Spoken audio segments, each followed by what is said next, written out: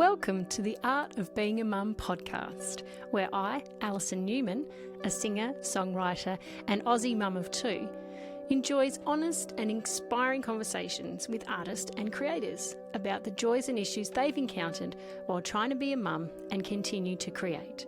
You'll hear themes like the mental juggle, changes in identity, how their work's been influenced by motherhood, mum guilt, cultural norms, and we also stray into territory such as the patriarchy, feminism, and capitalism. You can find links to my guests and topics we discuss in the show notes, along with a link to the music played, how to get in touch, and a link to join our supportive and lively community on Instagram. I'll always put a trigger warning if we discuss sensitive topics on the podcast, but if at any time you're concerned about your mental health, I urge you to talk to those around you, reach out to health professionals, or seek out resources online. I've compiled a list of international resources which can be accessed on the podcast landing page, alisonnewman.net/podcast. The Art of Being a Mum would like to acknowledge the traditional owners of the land and water which this podcast is recorded on as being the Boandik people. I'm working on land that was never ceded.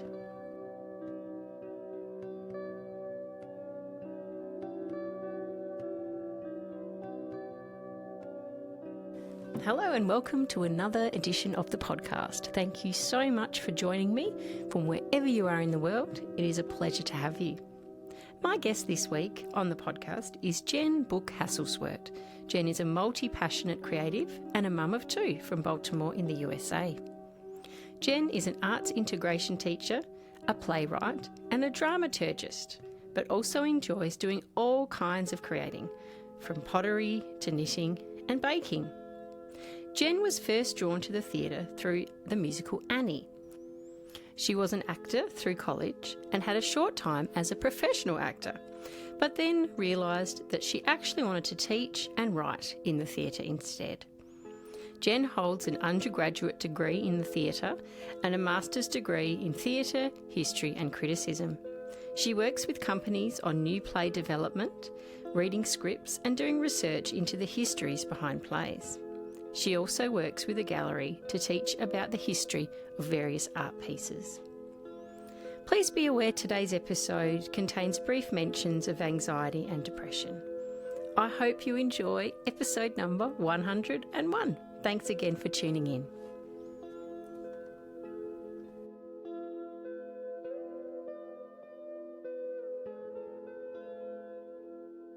Thank you so much, Jenn. It's such a pleasure to welcome you to the podcast today. Thank you for coming on. Yeah, thanks for having me. Oh, it's such a pleasure. And we were just chatting before we hit record that I'm in your future right now, where it's Saturday at 1 p.m. in Australia. And what time did you say it was over there? It is Friday night at 10:30 p.m. There you go. Well, we're still here. The future is yeah, still going. That's really good to know. It's so bizarre to think like that. Like, I always love on New Year's Eve because we're one of the first, apart from Auckland, like Sydney's one of the main first ones to go. And I love just sitting there through the day and just watching all the other countries like go through their big fireworks and everything. And it feels so weird when you're sitting in bright sunshine on a really hot day and you're watching like people in the snow, in the dark, and it is so cool. I love it. Well, I have to tell you, my son is 12 years old and he is really excited that I'm talking to someone in Australia right now because a video game that he was really looking forward to came out today. And all of the YouTubers who he knows have gone to Australia so that they could get the video game first. Oh, and wow. record all of their YouTube. Yeah, and do their like reactions and what game is that? Do you know what it's called? It is Tears of the Kingdom. Yeah, it is the new Zelda game. Oh yes, I know the one you mean. Yes, that is a very popular. That's been going for a long time too, hasn't it, Zelda? I'm 43, and like I remember playing a Zelda game back on 8-bit Nintendo back in the early 90s. Yeah. So yeah.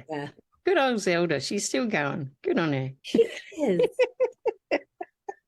Oh dear. So what part of America are you in, Jenn? I am in Missouri. which is in kind of like the middle of the country. Okay. Kind of fraught right now, but I'm from Baltimore, which is in Maryland, close to the East Coast. About 3 hours from the Atlantic Ocean. You would be amazed the amount of people I've had on here from Maryland. Well, I can't say it right. I say Maryland. I reckon I've had three episodes with people from like Baltimore or near Baltimore. Yeah, there's something going on in that part of the world that's just coming to me. We embrace kitsch in a way in Baltimore that like no other place does, and so I think we kind of breed arts-loving people. Yeah, I love that. It's so cool. Yeah, and I'm starting to get better with my geography of America. So yeah, I appreciate when you say you're sort of in the middle. That's sort of it's my mental thing. Yep. So my parents live in Maryland. My brother lives in Los Angeles, California. And so I'm about 1,500 miles from each. From each of them. Yeah. Yeah. That's a beautiful visual. That makes sense. Yes. But I still forget, which side is Seattle on the west coast? It is. Yeah. Yes. Sometimes I get confused because New York's on the east coast, isn't it? Yes, that's cool. Yeah, and Seattle's in Washington State, and Washington, D.C. is on the east. Oh, how did they manage that? There are too many, wanting to name things after the same exact people. Why I'm in Columbia, Missouri, and there's Columbias all everywhere. Over the place. Yeah. Yeah. Yep. Oh, there you go. It's interesting. I love all this. Things I get to learn. It's all fun. Actually, when I was a kid, I used to play this game. It was called Where in the World is Carmen Sandiego? And that was one of my favorite games. Yes. And I used to love, I liked that one more, the original more than the time travel one. There was something, I did like the time travel, but yeah, that just made me realize all these amazing places in the world. And I think that was the start of me being fascinated with, I had to get pen pals so I could talk to people, and then my fascination with the weather, what it's like in other places, it all just built from that game, just opening my eyes to it. Yeah. It's the only way I know nations' capitals. Yes. Is Carmen Sandiego. Yeah, that's so true, isn't it? Hey, on weather, what's it like there at the moment? What's your weather? Right now it is humid and muggy. Yeah. It is, we had a really cold snap and a very late cold snap where the gardens kind of froze up and none of the plants knew what to do. Yeah. But now it's around 85 degrees and very, very humid.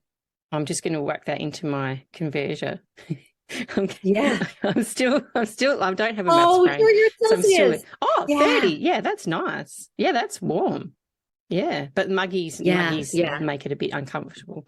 Muggies, no, not muggy. Yeah, there we go. All right, enough of my random questions that have nothing to do with anything. I just indulge myself. I love it. Oh, dear.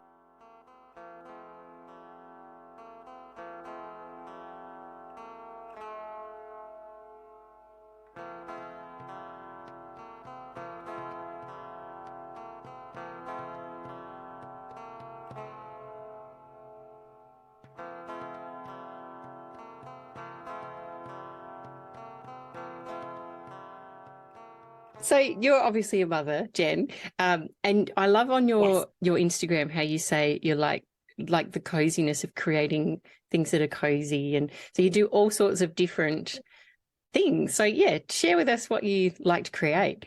Sure. So I stole the phrase from this influencer named Deanna Joy, which is multi-passionate creative. Yep. Which I think sounds so much better than dilettante. So my first love is theater, but when we're talking about the creating I do with my hands, I love baking, I love pottery, I love quilting and other sewing, just kind of all those things that make you feel warm and cozy. Yeah. Now, sorry, I cut you off. What did you say your first love was? Well, my first love was theater, and still is. Oh, magnificent. Oh, we're going to get on very well. So, So no, you're a music person. Yeah. So straight theatre or musical theatre? Mostly straight, just because my voice was never, well, my voice is okay, but my dance skills were never at a place where I could, 9 years of ballet didn't do anything for me. Yeah. But yeah, so straight theater, I actually have my undergraduate degree in theater, Yeah. and my master's degree in theater history and criticism. And I work with companies on new play development and reading scripts and doing research into the histories behind plays and things like that, which is Wow. really the most nerdy fun you can possibly have. But that just sounds so fascinating, like getting to delve into stuff in such a deep level. And you said criticism, so that means you can be like a proper critic and give like proper critiques on plays and things.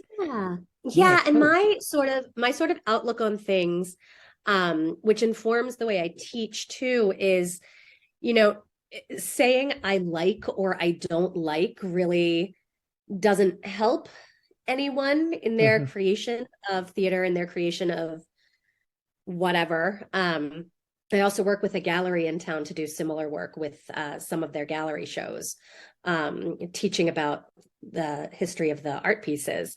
But to ask questions about the creation and ask questions that might lead to more questions that might lead to playing with what answers might be is just such a fun collaborative way to work, that playwriting doesn't have to be a solo endeavor. And it's called a play for a reason. It should be fun.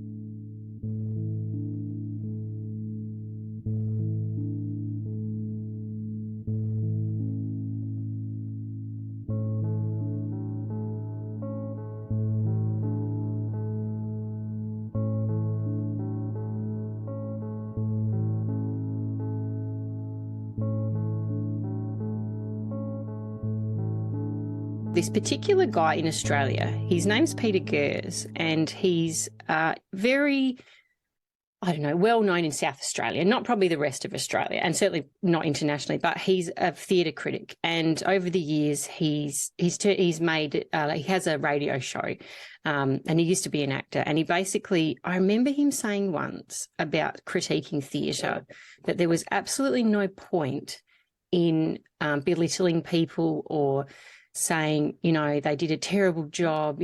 It's all about recognising the amount of effort they've gone to, what their intention was behind the piece. Maybe the delivery wasn't, quite what they had hoped, or, beyond the level of what he might have expected or whatever. But there's absolutely no point in just bashing people, when they're having a go. Is that something you could sort of relate to? Absolutely. I was taking a professional development one time, and there was an article that we read about the power of positivity in working with something like this with art criticism. And I absolutely burst into tears in the middle of class because I had always been called, I don't know if do you know the movie Pollyanna? Oh, yes. With Haley Mills, like the 60s or 70s. So I'd always been called a Pollyanna. Because I am very positive about things.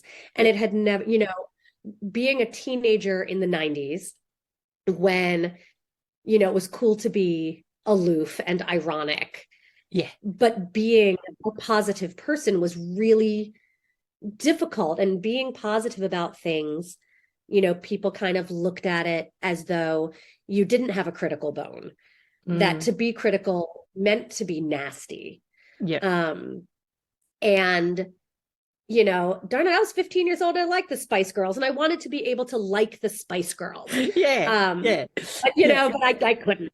And, reading this article about the power of positivity just struck such a chord with me, that it should be about buoying up what's good about things and striving to make those things that aren't at that level to that level, rather than bringing everything down. Yes. Yeah, that's a really good way of saying it, isn't it? It's like your I don't know what the word is. It's this constructive criticism, I guess. It's things that can help people to make changes or, look at things in a different way. It's not just a straight comment that's, with no possibility for any further anything. It's like a statement that's not helpful at all.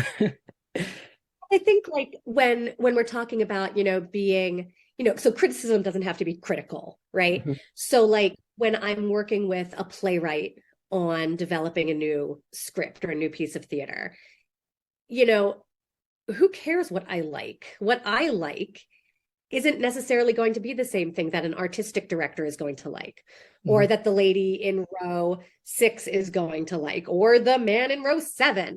Yeah. They're all going to like different things. Yeah. So what's the purpose of saying I like this or I don't like that?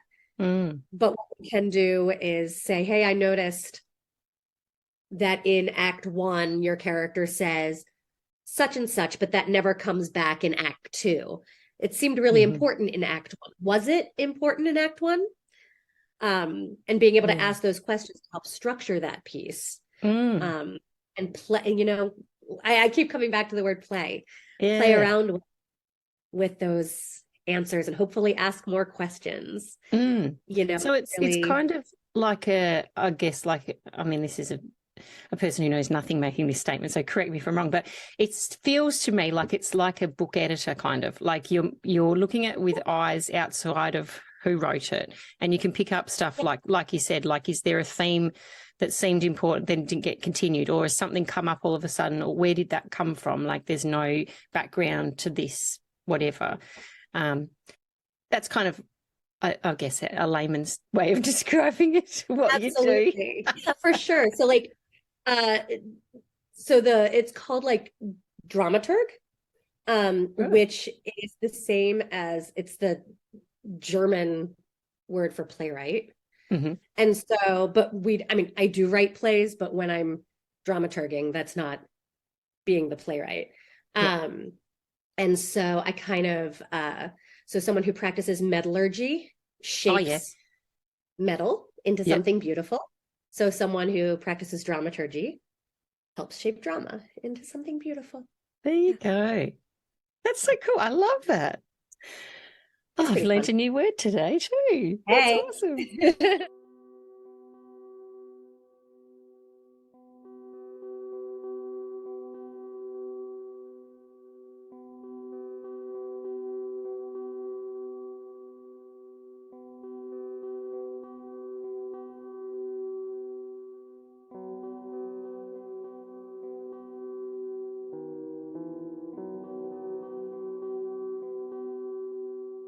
Do you recall being a child and just like how you got into your love of theatre? Where did that come from? That's a great question. I remember going to, I don't remember whether it was watching the movie Annie or going to see a play, but I remember that it was Annie specifically, and looking at the children on stage and going, I could do that. Yes. And so I started going to theater camps when I was 5. And, just kind of being in plays. And my theater camp that I grew up with was also at a swim club and did kind of sports stuff too, because I was trying to be all things to all people. Yeah. John Waters' movie was filmed there, speaking of Baltimore. So that was super fun. But, they were very specific that all of us had to take music and dance and make the sets and the props for the play. Yeah. So kind of, well-rounded in that way. And then I was in all the plays in middle school, which is 6th to 8th grade here. Yeah. And then when I was going into 9th grade, a new school was opening up that was arts focused. And so I went there. And so I've been a theater major since the time I was 13 years old. But the Yeah. whole time, no one ever told us that there was anything beyond. You could be an actor or you could be a director. Mm-hmm. I mean, I guess I knew in my head that you could make scenery and things like that. But really, like when you were studying, you were either going to be an actor or a director. Right. And so I came up, with acting all the way through, graduating from college. Mm-hmm. And then I was a professional actor for a hot minute. Before I realized that what I had always wanted to do and what I'd been saying since maybe second grade was I want to teach, I want to write, I want to do theater. And when I found dramaturgy and also teaching, so I'm an arts integration teacher for my full-time job. Those things, that's what it is. It's, dramaturgy is using teaching to fulfill the arts, and arts integration is using the arts to fulfill education. Wow. And so doing those things, really, it's what I wanted to do since I was in second grade. Yeah. And it was like, you just hadn't discovered that was a thing yet. I had no idea. And it was actually my roommate when I was 22. She told us that she was leaving to move to another state because she got literary management, it's dramaturgy, internship at a theater out of state. Yep. And at the same time, one of my friends from high school got a gig on Broadway in the show Mamma Mia. Oh, wow. And I was jealous of my roommate, but wanted to congratulate my friend who was going to be an actress on Broadway. Yeah. And I thought, wait a minute, yeah, perhaps I need to examine my life. Yeah, and that's so it, isn't it? It's telling you. Yeah. Yeah. There you go. Oh, how cool is that? Yeah, and that's the thing, like, I found in, I don't know, there's all these little worlds that you have no idea about, like in talking to people just through this podcast, like discovering all these other things you can do if you want to be involved in art. There's not just, the actual painter. There's all these other things you can be. And one of my favorite chats I've had on here was with an art historian, which I found so fascinating. It was like, I feel like I've missed my calling because I love art. I don't make it very well, but I'm really fascinated in the history behind things and the symbolism and the imagery and how they, I don't know, express their ideas through different ways and all the different styles of art. So this is really cool that I'm learning something. And I bet you there's no one listening that has ever heard the word dramaturgy before. So, hey. And if you have, send me a message on my Instagram and I'll give you a prize or something because this is cool. Yeah.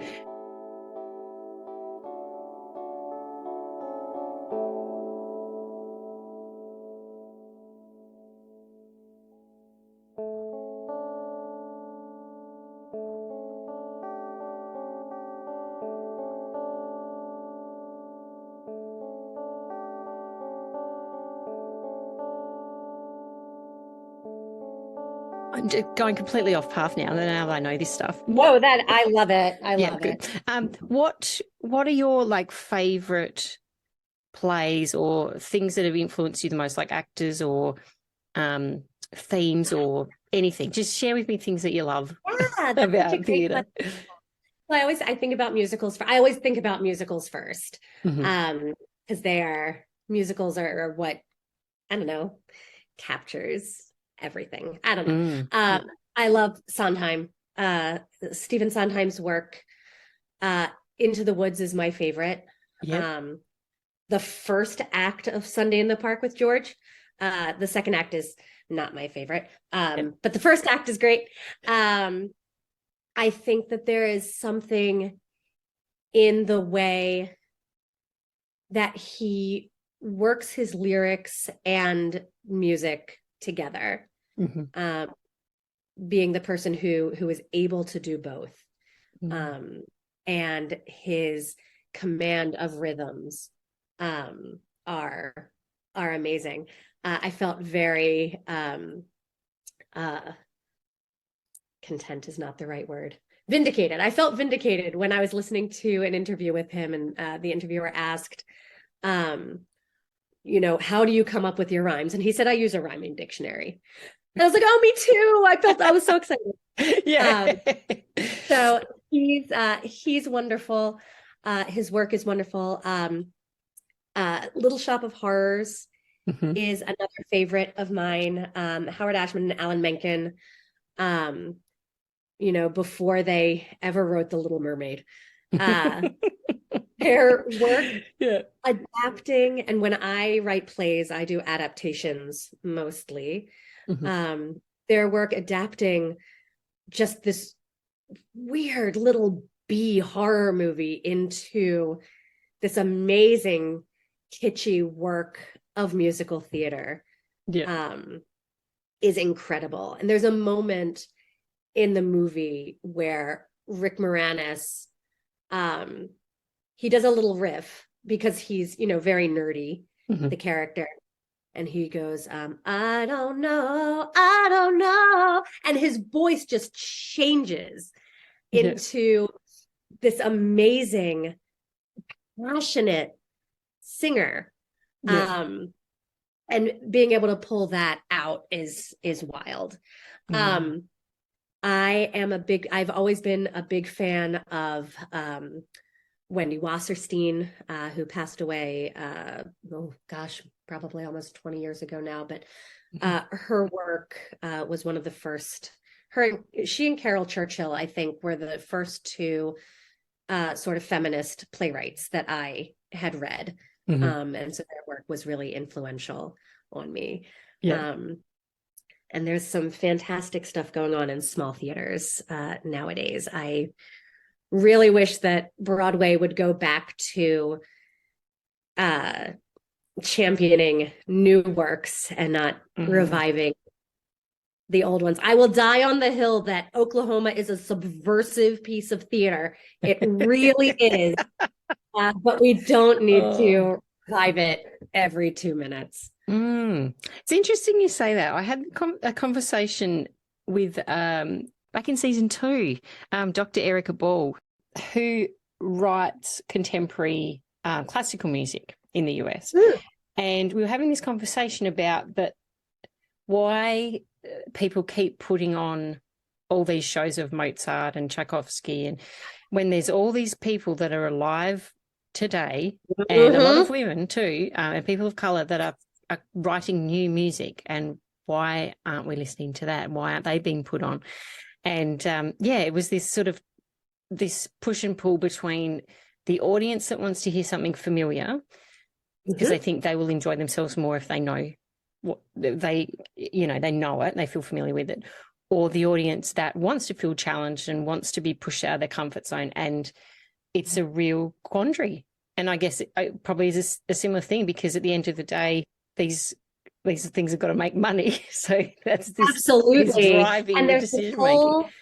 Yes, and there's this whole conversation about how like the older people have more of the money. And so if we want to make money, we have to do what the older people, quotes, want to see. What they want to see is what they're comfortable with. But what we're forgetting is that younger people want to be part of these conversations. They want to support the arts. People who, you know, can't necessarily afford, you know, to, you know, wear a suit to an evening of $500 theater. You know, they also deserve the arts. They also deserve to see themselves on stage and be exposed to these different worlds. And so there's, you know, yes, the arts need to make money, and we need to, you know, keep bringing in the people who are going to pay for the things, but also not forget that there's a new and diverse audience out there who also needs to see this work. There's a theater company in town here that does incredibly avant-garde, fantastic works, and I've worked with them with dramaturgy a few times. Kicking myself that I wasn't able to work on their new play, which is up this weekend. But they do these phenomenal site-specific works, and both that theater and the community theaters in town and the other professional theaters in town make things very accessible to a diversity of audiences, which I think is a really wonderful thing about our local arts community here. That, yes, you can go and see Ragtime and Seussical, and also an immersive Frankenstein, which is really fantastic. Yeah, it's interesting, isn't it? It's like the bigger things get, the more mainstream they have to get to have an audience. Yep. Which is kind of disappointing.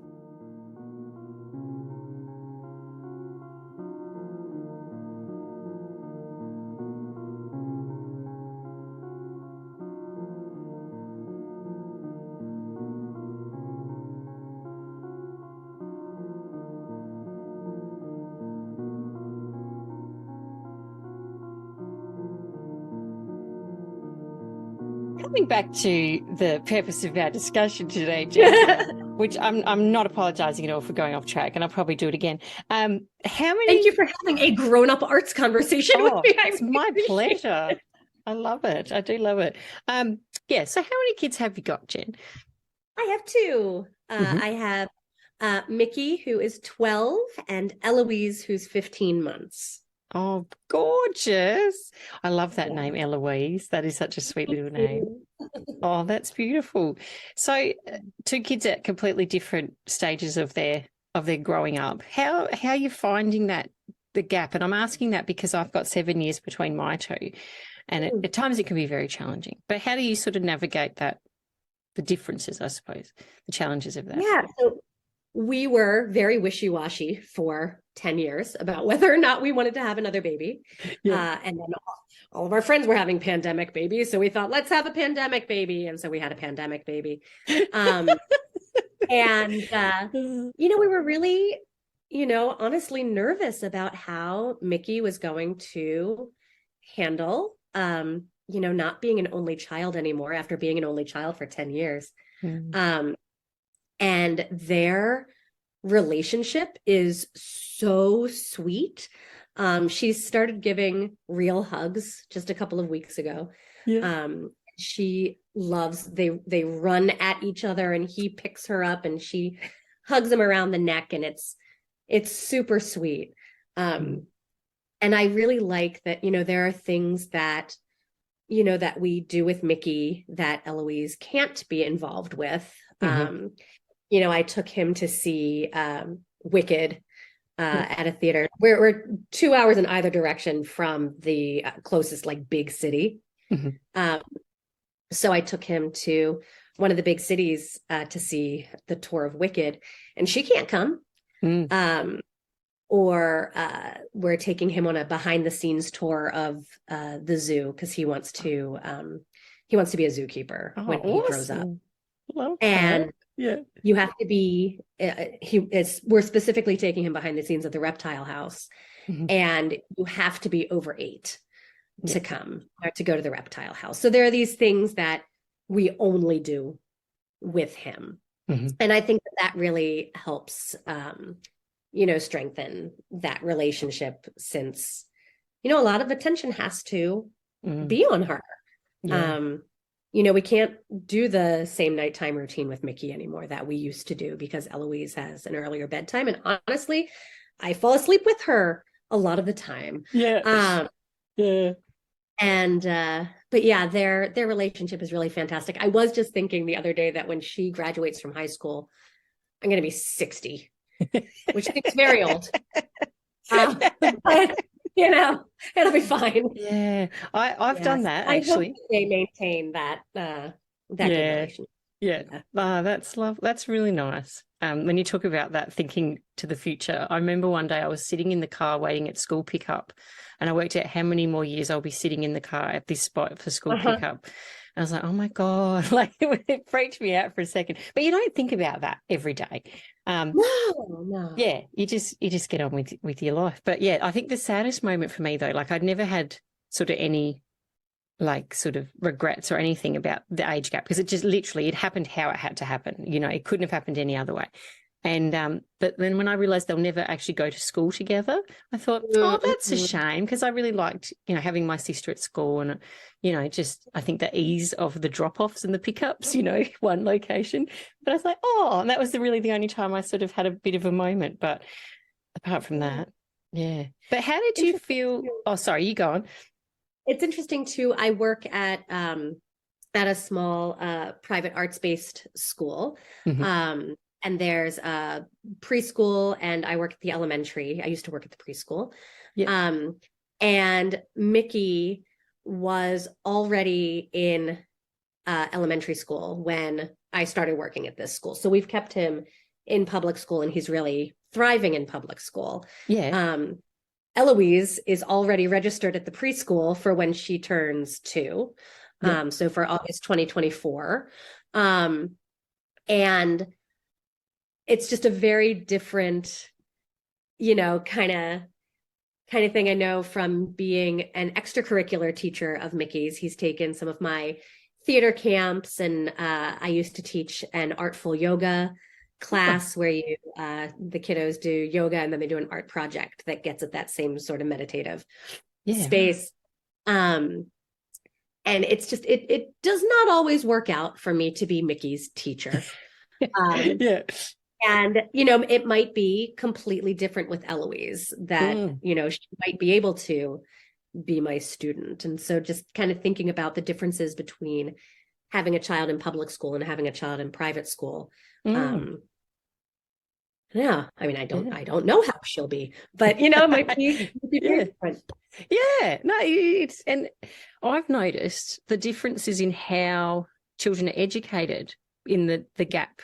Like, I don't know, just the things that Alex used to bring home, the eldest, about how he was taught to read and particular things around maths. And then Digby, the little one, it's like they use completely different jargon about talking about things. And sometimes I'll find myself saying a thing that Alex used to do, like they used to call it chunk it up, when you had a really big word and you break it into two. And Digby looked at me like, what are you talking about? And I'm like, oh, sorry, you don't say that. You say something else now.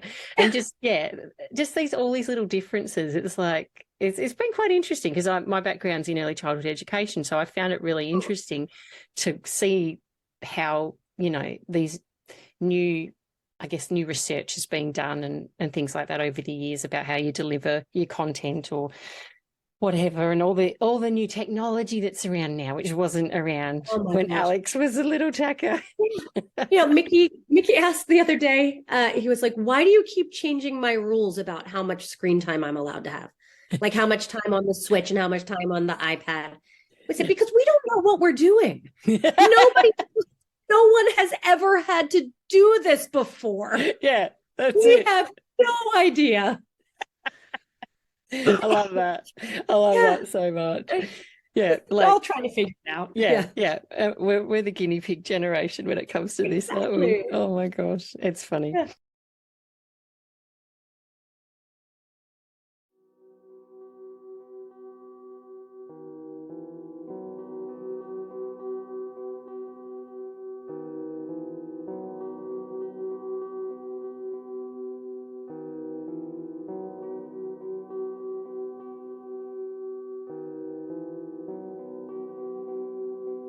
Talking about differences, I want to chat about when you had Mickey and your transition to becoming a mother compared to when you had Eloise. How did you go with your own identity, I guess, and the adjustments in changing from Jenn to somebody's mother?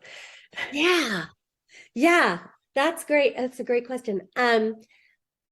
When I had Mickey, it was, you know, I was 31, and most of my friends hadn't yet had children. Being in the Washington, D.C. area at that time, people have children very late. And so I think I knew one couple who had a baby. And so kind of being, like you said, the guinea pigs at the time, and kind of having to figure this all out. My parents were relatively close by, about 45 minutes away at that time. And my mom was one of Mickey's primary caregivers. While I was at work, she came 3 days a week. And he had sitters the other 2 days, or with my husband.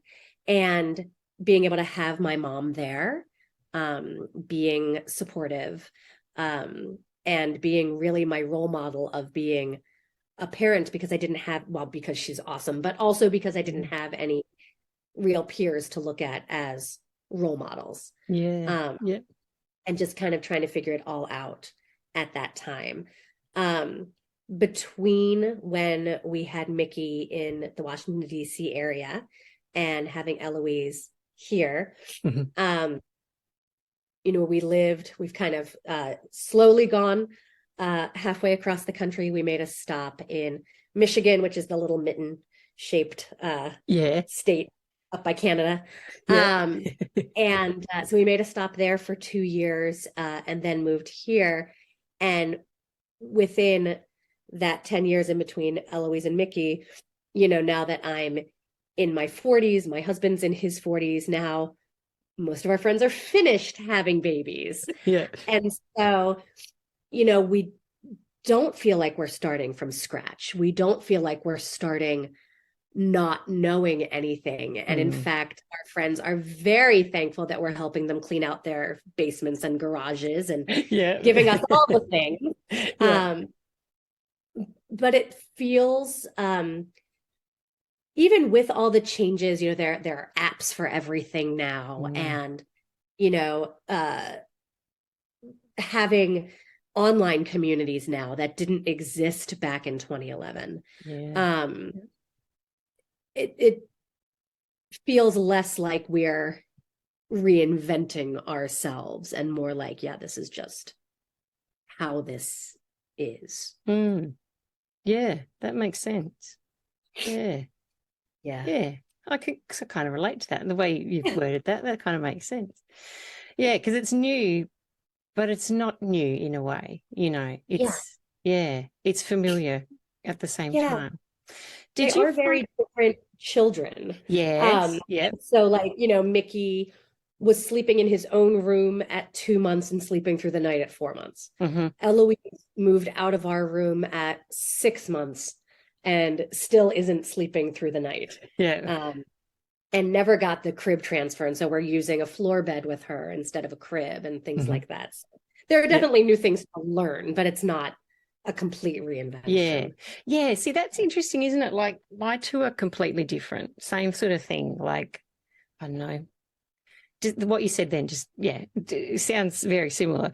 And it's like you're getting to know the child. Like, you sort of, the ups, the physical, the caring role, the routine, but it's getting to know this little person. And that's something I found really actually quite exciting about having another child, after putting it off for so long, was that it's like, I get to meet a new person and find out what they're like and what they like and what they don't like and all this sort of stuff. It was actually something I hadn't really thought of when the overwhelm of having your first child.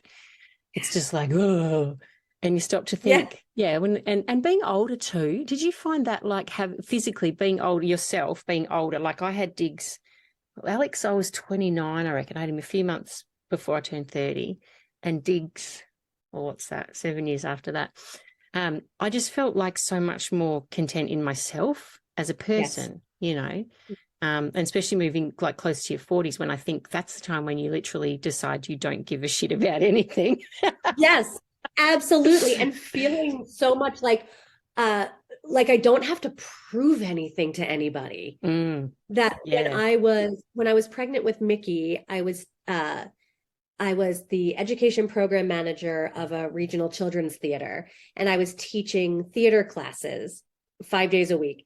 And I would still, at 8 months pregnant, squat down on the floor and things like, because this is what I do for my job. And with Eloise, I was at like 6 months, I was like, I can't walk up the hill to the playground anymore. Get me a chair.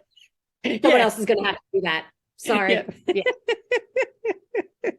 Just like, I'm going to ask for what I need, and people are going to understand, and that's going to be okay. Yeah. Yes, that's good. Can you No, go on, you go. Yeah, I think like a big thing for me though is that I think this is always the case with people who have second children, third children, fourth children, whatever. I'm not going there. But there are things that I wish that I had known with Mickey that I know with Eloise. And it's not just the actual caregiving part, but I wish that, in between the time that I had Mickey and the time that I had Eloise, my understanding of early childhood education, fine motor skills, gross motor skills, the arts, how to provide experiences to children, and the physical location that we're in has changed so much that like now, we go on nature walks, and there wasn't that not that I knew of in Washington, D.C. Or, we, have these, tactile experiences and toys that, are more open-ended and things like that.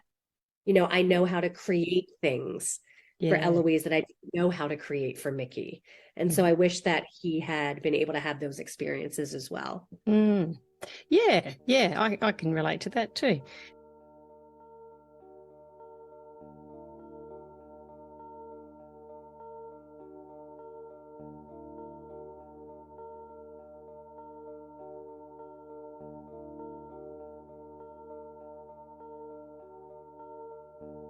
You're listening to The Art of Being a Mum with my mum, Alison Newman. I guess this mum guilt thing, it's a big one that I like to talk about. What's your thoughts about that whole thing?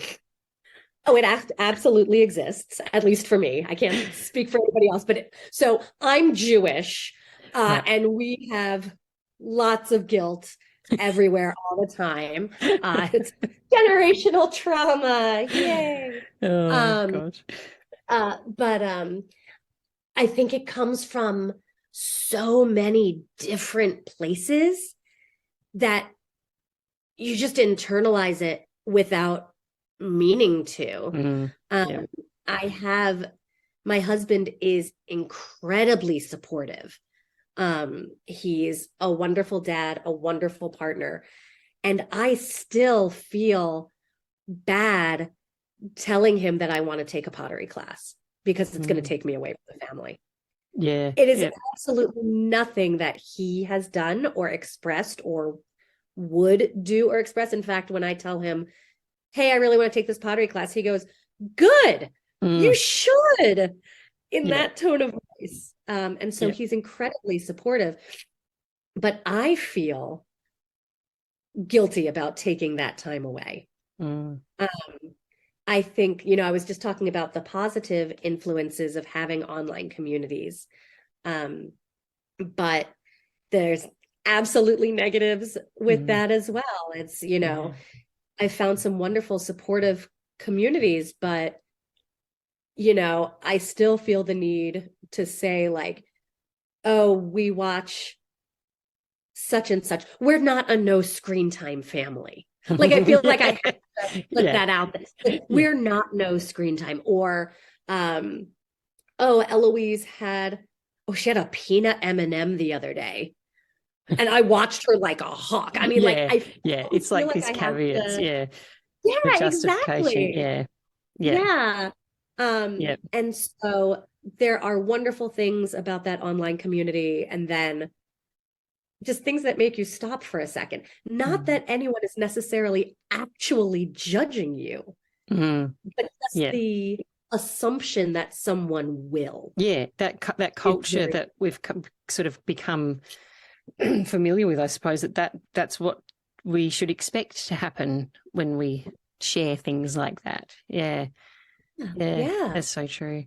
I found I've deliberately stopped following people that make me feel challenged like that. That I feel like, oh, if such and such read this or somebody saw this, I'd feel uncomfortable. So I've really done, I do it every now and then, just go through the list and go, no, actually not feeling it. And try to have on my feed people that, I don't know, are very similar to me in their values, I guess. It's a good way to put it. Yeah.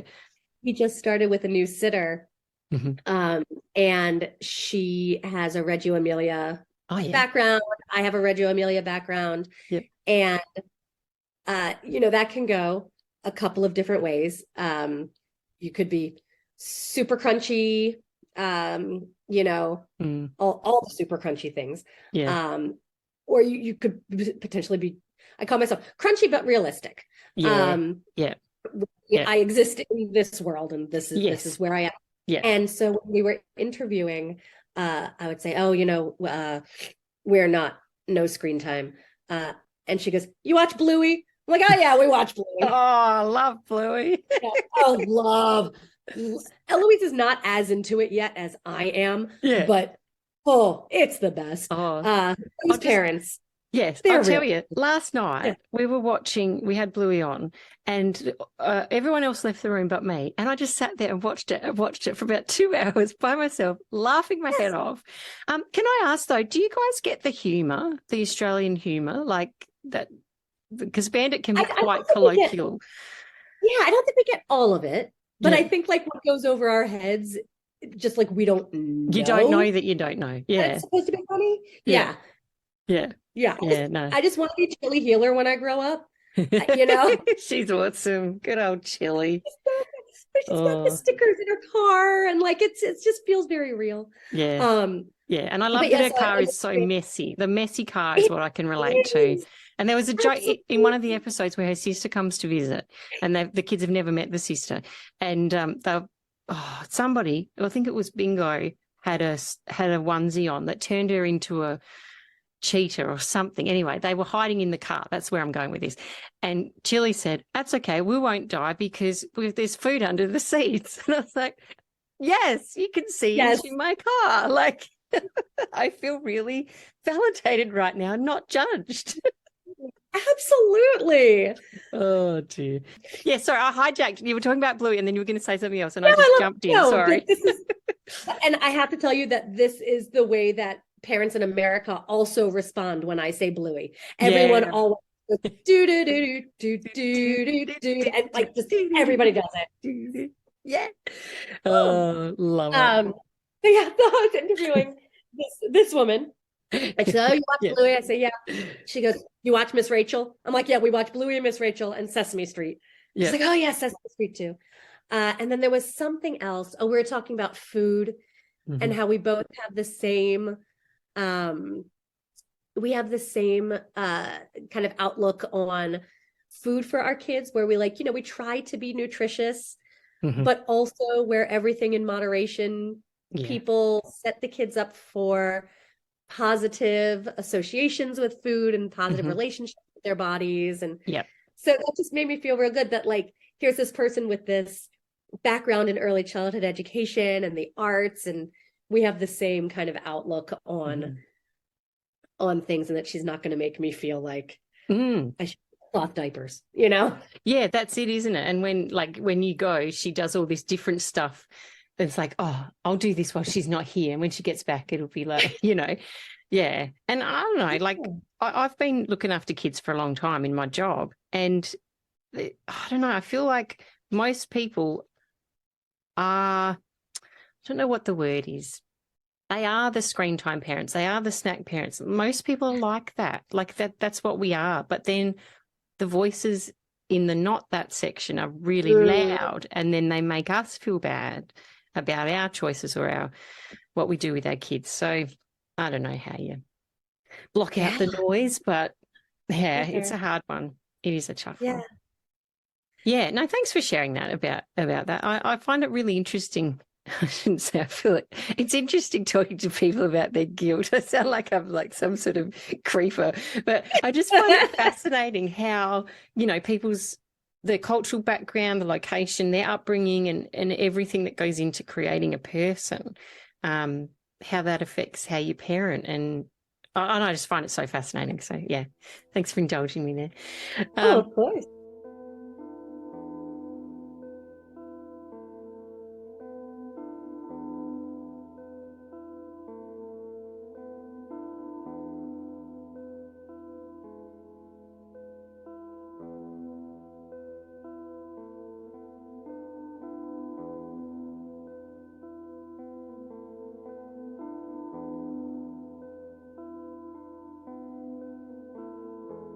Do you find that for you to continue to create, and not just in, your profession, but also the things you do at home, like you're talking about all the things you like to do you feel like that's really important for you to maintain for yourself? Yeah, I think a big thing for me, I'm a person with anxiety and depression. And I think, and I know that that's something that comes up a lot in these conversations. Oh, yeah, it's very common. Yeah. Yeah. When I found pottery, I'm a perfectionist. That's part of how my anxiety manifests, in perfectionism and then procrastination. Because if things can't be perfect, then why do them? When I found pottery, you can't be perfect with it, especially when you're first starting out. And if you make something that's awful and you fire it, then your mom will want it. And that's great. And your mom always, my mom, I don't know about other people, but my mom always makes me feel good about stuff. So she's got a couple of really terrible things that I've made. And she keeps them forever. Yeah. My dad is also very excellent. They share the bathroom, but I give them to my mom. I have fun. But if something flops on the wheel or it doesn't work out when you're hand building it, you squish it and you let it dry out a little bit so it's not completely full of water. And then you make something else and you try again. Yeah. And just knowing that it's not going to be perfect, it can't be perfect, and that is okay. And then you can squish it. It was just so, like, my very first class, it was so just affirming. And now I can make things that you can use, and you can, I made this mug that I'm drinking out of. Gorgeous. I love, is that blue? Is it blue and brown? It's like a almost like a Tiffany blue. Yeah, it's gorgeous. And then brown, and I thank you. And I keep learning things, and you can hold it and put something in it that will nourish your body. And I keep learning new techniques, and I learned how to facet. I found that and I was like, oh my gosh, that's so cool. I want to make everything. And right now I'm taking a class about surface decoration, and I'm learning how to scratch away colors and how to do lino prints and things like that in clay. And it's just fun. And if it doesn't work out, the stakes are so low. Yeah. But if you make something beautiful or something useful, those stakes are super high. And like, you've done this thing that can help nourish your body or your home. I find that the things that I like to do, I was thinking about this today, the things that I like to do, theater, pottery, quilting, baking, require other people's active participation. And so it's this nurturing instinct. These are things that sometimes maybe I do them by myself, but the other people involved aren't passive participants. Maybe, and I read somewhere, someone said, people think I like embroidery because it's soothing and meditative, but really I just get to stab something over and over again. And I felt that very deeply in my soul. I've never thought of it that way. Right? I hadn't either until I read that. And I was like, yes, that is exactly, yes. Yeah. And when I make my quilts, I completely hand piece and hand quilt. I can't be bothered to load a bobbin. I don't know how to do it. It's fine. I'll just take a hand. It's more trouble than it's worth. I really feel that. Yeah. I am looking at my sewing machine right now. Yeah. I don't use it. It's right there. I'm not using it. I'm sewing by hand. But I can take it with me to a waiting room and sit and do that there. But then when I've finished a quilt, you can snuggle, or you can say, "Where's Eloise?" Or you can take it to a picnic and sit in it. And so there are these, and then with baking, you eat it, and that's that's better than having sweets, right? My husband does the savory baking most of the time. Right. But making a cake, man, that's the best. Oh, yes. My little one, he loves making cakes because he gets to lick the beaters. And that is that's it though. He doesn't eat it afterwards. So we make these cakes and they're sitting there. It's like, better eat this cake because I can't let it go to waste, Damn. Yep. But and then we made, and if we make something else where the batter is not that consistency, he's not interested in helping me at all. It's like he just has to lick the beaters, and it's like this ritual. I remember as a kid, getting to lick the beaters when Mum had finished her cooking, and I probably always wanted the one with the most on it. So I always make sure I give him the one that he wants, and that's take the one that whatever I get. I don't know. It's just creating those the traditions, I suppose, that. And I had to teach him how to do it properly too, because you got to not waste any of it. So So Mickey knows when I'm baking, if he's not involved, and I go, "Hey, Mickey, I have a really important job." He knows that means he gets to lick the beaters. He knows what his important job is I love that. That's beautiful, isn't it? Because that's the thing, when your kids get older, things that they were quite happy to do when they're starting to become a teenager, it's like, I'm actually not interested in that anymore. But that's a lovely way that he'll probably always continue to be involved, because who can say no to licking the beaters? Right? Right? Yeah, that's so lovely. That's really nice. I love that.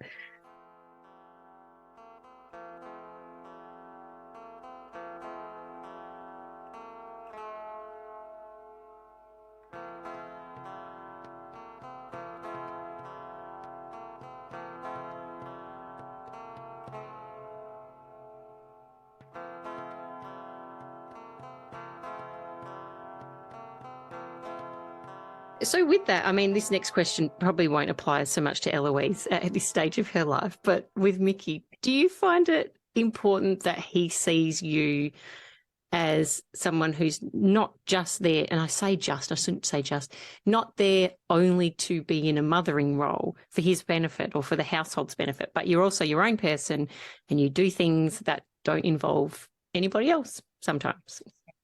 Yeah, absolutely.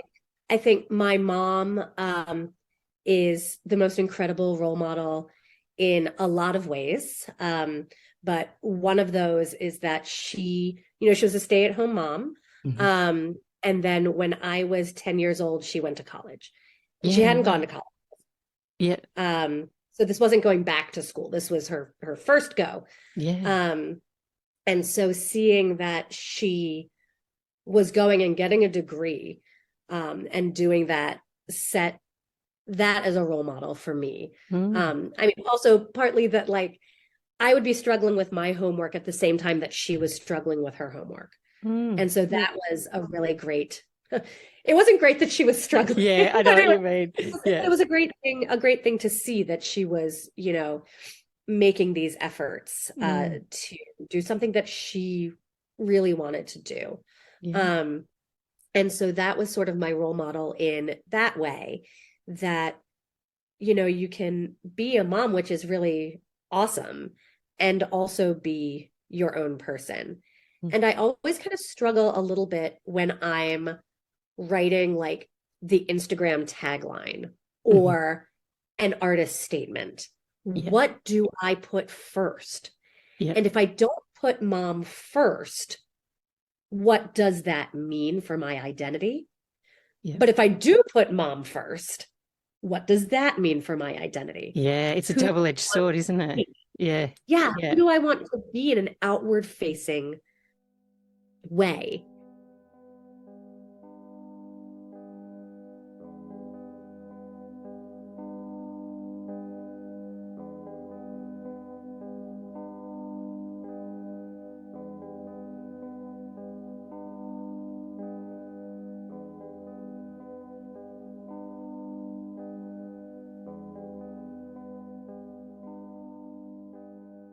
Can I get a little bit political? Of course you can. Absolutely. I'd welcome that. Yes. So Missouri has been making some laws that are against what my family and I personally believe about the right for every human being to be a human being. And there was a trans rights rally in the state capitol, which is just about a half hour away from where we live. And it happened to be a day that neither Mickey nor I had school. And I asked him, I was like, hey, bud, neither of us have school. Do you want to go to the trans rights rally? And he was like, yes, absolutely. Oh, good on him. That was, and Eloise came too, but we didn't have a choice. But it's, important. I think, he can be whoever he is, whoever he wants to be. But I think it's important that he knows, that we are all political beings and that we make choices in this world to speak up for ourselves and to speak up for other people. So, talk about like life is politics. You can't leave politics out of a conversation. Absolutely. All of life is politics. I actually just commented that on a parenting message board where they were like, oh, can't we just have one space where we can keep politics out of it? And I'm like, I don't understand why. Life is politics. My body is political. My parenting is political. My teaching is political. Like life is politics. Yeah, literally. It all overlaps. Like we can't be who we are. We couldn't be who we are if it wasn't for the political environment that we're in. So absolutely. Yeah. My parents were protesters in the 60s. So good for them. Yes. I found my dad's conscientious objector card from the Vietnam War. Beautiful. A couple of years ago. Yes. Well done. Which is rad. But yeah, I think that for kids to know that their parents are caregivers and also that it's important for them to take care of themselves. Never thought about it that way till it just came out of my mouth, but that's what it is. But it is in a nutshell, literally, isn't it? Like that's it. Because if you don't look after yourself, you don't care for yourself, you can't look after anybody else. And going back to what you're saying about involving your son in the politics, I think it's really important to do that. And I was having this conversation with someone, can't remember, a while ago maybe, about the way the generations, certainly in Australia, I'm not, obviously familiar with how it's been going over there, but my parents and my grandparents would never tell me who they voted for. Like they wouldn't. We have the two parties here, the main parties. You've got the Liberal and Labor, and Liberal is meant to be liberal, but it's not the right word to describe that party because they're not modern, they're not progressive, they're not for the people, they're sort of the opposite. They're the right wingers, and the left wing is the Labor Party, which is for the working man and for the arts and for all the good things that I believe in. I didn't find out who my family voted for a very long time. And there's also this culture over here, and I guess it's the same everywhere, that you don't necessarily vote for who your parents voted for because they voted for that, but you're brought up in that particular way that it's more likely you're going to vote that way, I guess. It'd be pretty radical if you sort of went off the other way, I guess. So, yeah, I sort of worked it out just by accident as I got older. And I remember asking my nana once, like, because it was voting day and they went off and voted. And I said, who'd you vote for? She goes, oh, no, you don't ask people that. You can't ask people that. And I'm really glad now that the politics is such an open conversation because, you know, my son's almost 16. We vote at 18 over here. And I don't want him walking into a polling booth one day just going, oh, okay, so what's this all about? What do I do here? Right. You know, like I want him to grow up understanding the culture that we live in and how the politics, obviously, as we said before, it's a fundamental part of our lives. And we often joke, you know, my husband has been a Liberal voter for a long time. And I've been a Labor voter forever. And I chat to my son about the differences and why, you know, in a certain circumstance or over a particular issue, why I feel the way I do and why the way Dad feels the way he does, you know. So I'm not telling him he has to vote for either or whatever. I'm simply want him to have an understanding of how these parties and what they believe in will affect him as a person and the decisions that he'll make in his life moving forward and in his children's life if he has them. So yeah, I'm all for it. I think it's wonderful to get kids involved as early as you can, as early as is appropriate or as you believe so for your child and your family, because like you said, it's all intertwined. You can't have one without the other. My husband is actually a professor of political science. That's what brought us to Missouri. Awesome. And so like, and his father is also a professor of political science. Yeah. Right. And so like he knows who his father and who his parents had voted for because, you know, he was out on campaign trails and, you know, doing research and things like that. Do you know the American sitcom from the 80s, Family Ties? Oh, yes, very much so. Yeah. Yes. Yeah. So with Alex P. Keaton, who was a Reagan Republican, while his parents were hippies. Yes. And so I think about that pretty frequently, that like, you know, you can be anything you want to be, but like, don't do that. And it's been, you know, over the last several very scary years in America. Yes. With, you know, people are changing from what, you know, they had traditionally been voting either for better or for worse. And people have started having these conversations more and more frequently as, you know, you become empowered to tell, you know, especially older relatives, like, hey, it's not okay that you talk that way. Yes. We had a member of our family come out as transgender. Was it just last year? I think it was just last year.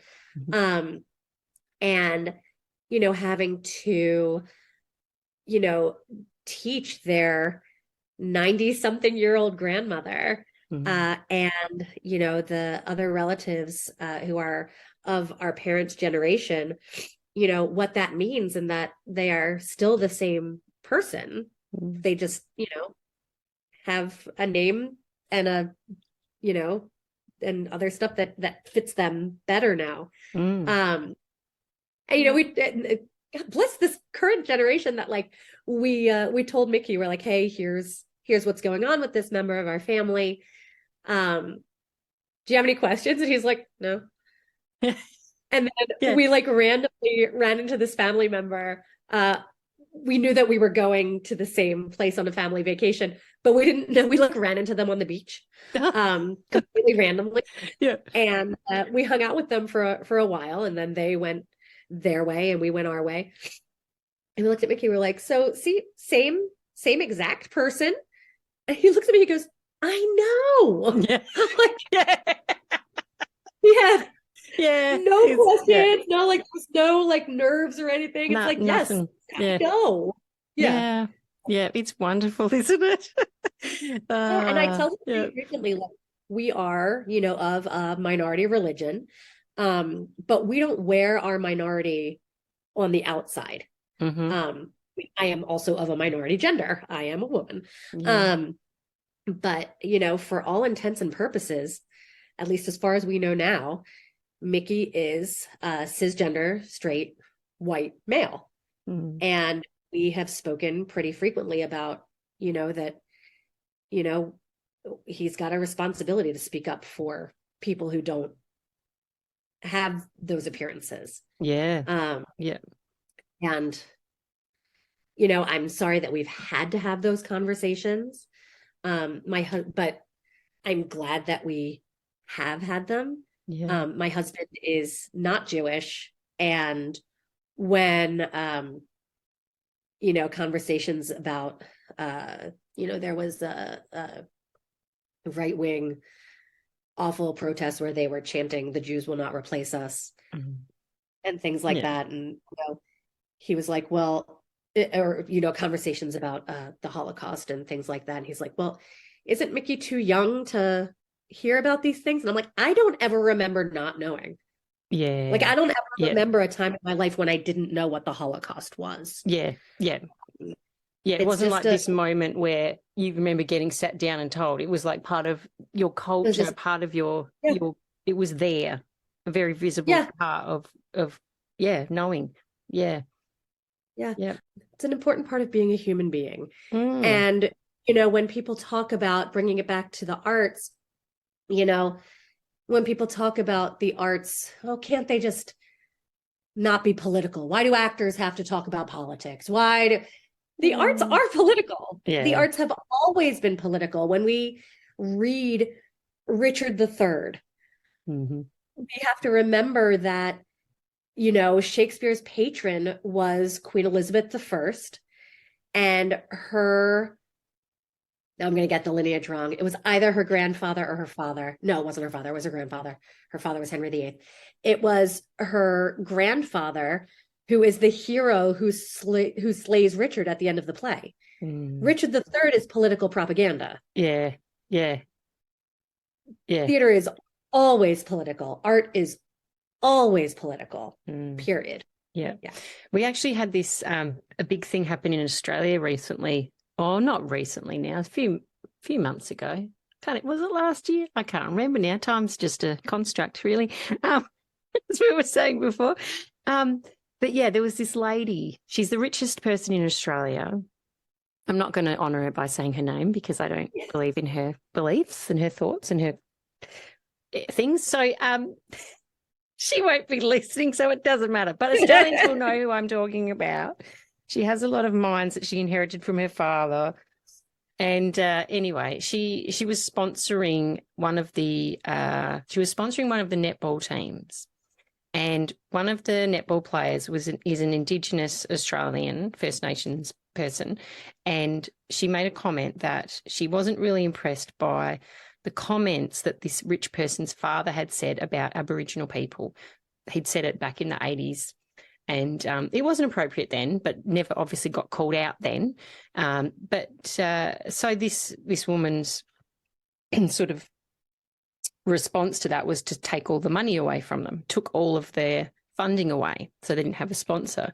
And most women in Australia that play professional sport, they have a day job because they can't get sponsorship. So they're not full-time professional athletes, unlike the men who get a lot of money. Anyway, this rich person this is a long convoluted thing, but I'm getting there. Made the comment that sport and politics should never mix. And it just reminded me when you said about the arts, it's like, particularly in a country like Australia, where sport is like a religion, it is like a way of life for people. And politics overlaps everything, like we've said. It just reminded me of that. And I thought, I'll mention it. I don't know why it's taken me so long to get it out, but that was my point. Absolutely. Yes, absolutely. No, I totally, and I have all of these thoughts spinning in my head about it's the same thing has happened in America. We play the national anthem before all of our sporting events, which, let's take politics out of it. Why do we play the national anthem before all of our sporting events? Whatever. But, then a few years ago, people started kneeling during the national anthem. That they don't really stand for what the national anthem stands for, and got, kicked off of teams and their sponsorship taken away, and, things like that. It's been, Yeah, I don't know. That really annoyed me, that did. That whole the taking the knee, like, honestly, it's a wonderful thing to do. And then it just got turned into this, I don't know, white person's again taking over and saying what everybody can do or can't do. It's like back to the colonial days. Sorry, that's not a very nice thing to say, but that's what it reminded me of. Absolutely. I 100% agree with you. Yes. Yeah, it's horrible.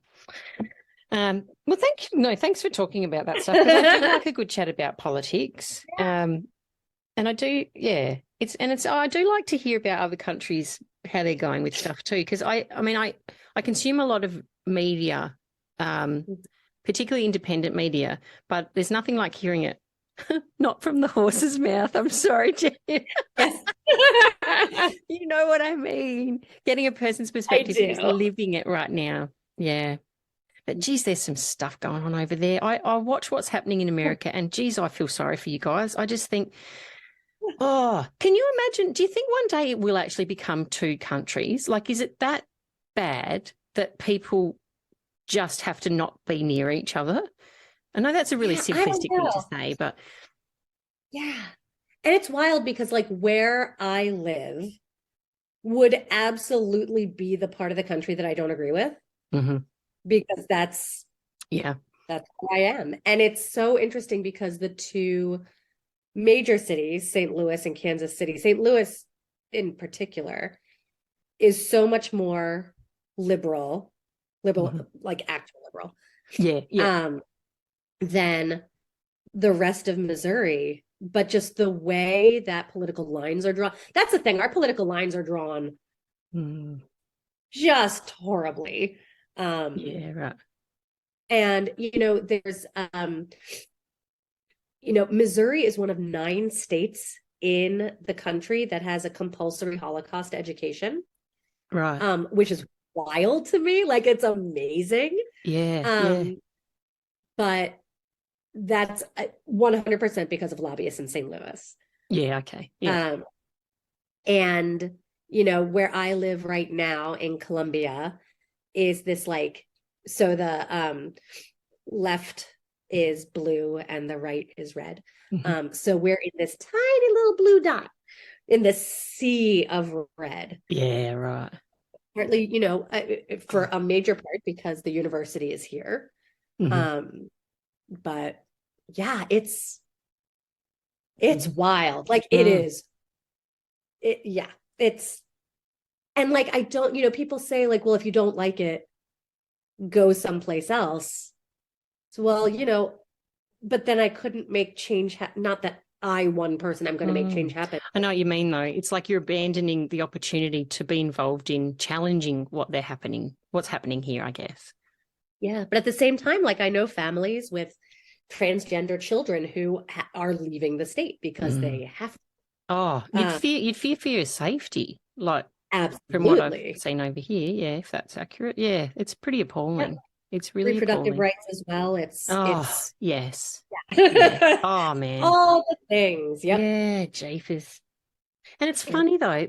I would say, if this is a reasonable guess, almost 100% of people I've talked to on this show, I don't know if it's an arts thing, but they're always left-leaning voters.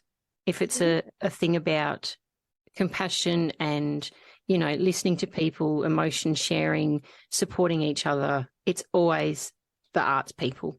It's just an inherent thing. Yeah. Well, it's interesting. I was reading, or I was wearing, I have a shirt that says "I'm with the band," but it's BANNED, and it's I love that. Like a shelf of band books. Yeah. And I wore it to work the other day, and one of the 5th graders said to me, is that about banned books? And I said, yeah.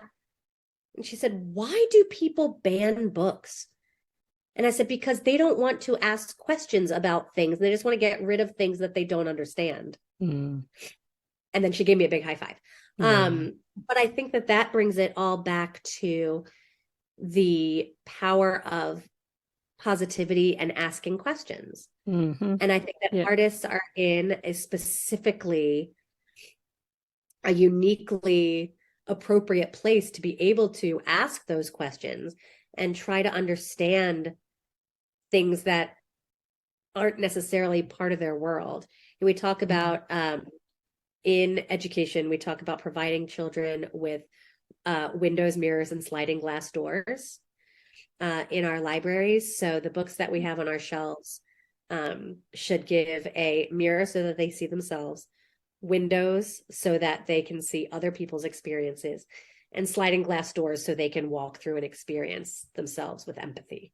And I think that that is something that left-leaning people are more willing to do than right-leaning people are. Yeah, that was very well said. I love that.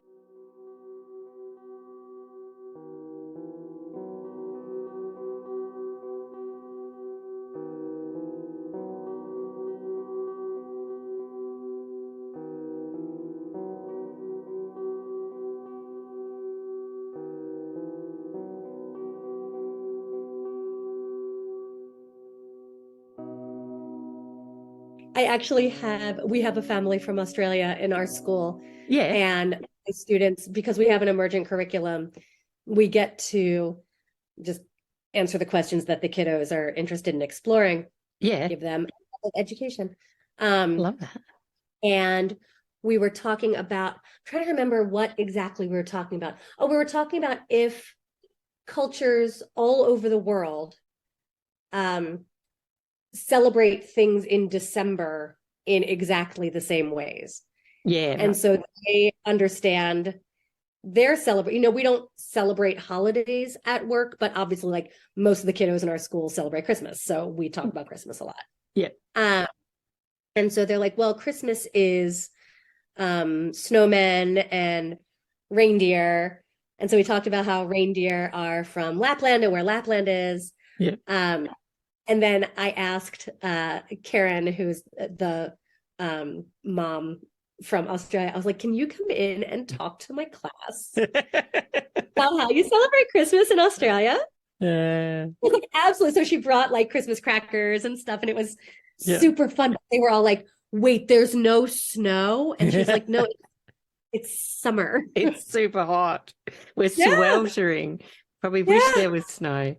Yeah, it's fascinating. That was isn't it? Fantastic conversation. Yeah, I love that.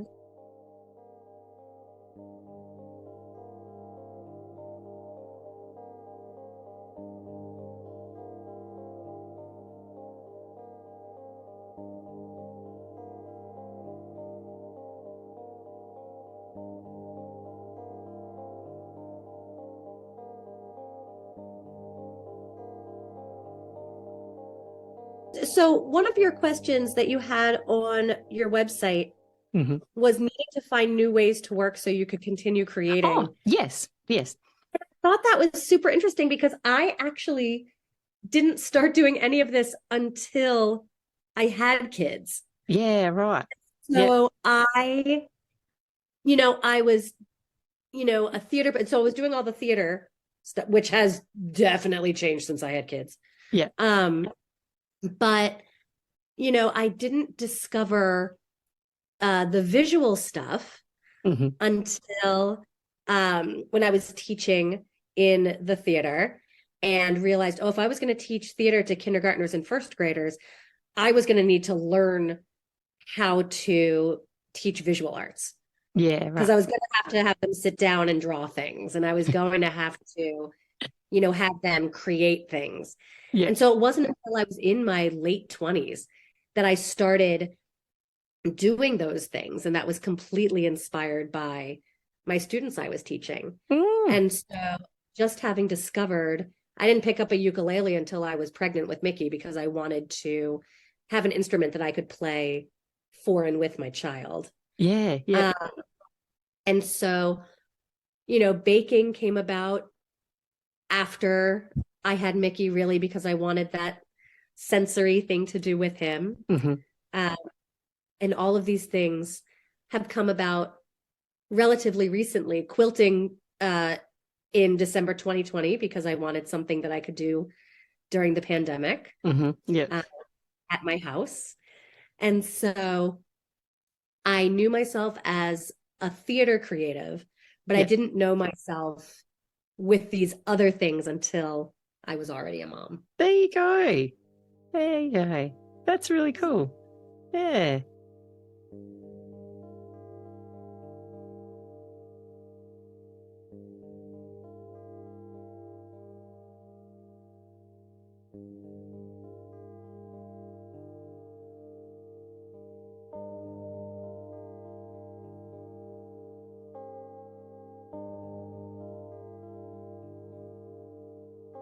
Look, it's been so lovely chatting with you, Jen. I've really enjoyed it. It's been great. And yeah, again, thank you for indulging me in the political side of things, because it is one of my favourite things to talk about. But it's been fascinating, and learning all about the dramaturgy, which I didn't even know was a thing. And I just, thank you for sharing so much. I really appreciate it. Absolutely. Thank you for having grown-up conversations with me. They can be few and far between. I'm happy to indulge. Anytime you need one, just let me know. Awesome. Thanks for your company today. If you've enjoyed this episode, I'd love you to consider leaving us a review, following or subscribing to the podcast, or even sharing it with a friend you think might be interested. The music you heard featured on today's episode was from Alemjo, which is my new age ambient music trio comprised of myself, my sister Emma Anderson and her husband John. If you'd like to hear more, you can find a link to us in the show notes. If you or someone you know would like to be a guest on the podcast, please get in touch with us via the link in the show notes. I'll catch you again next week for another chat with an artistic mum.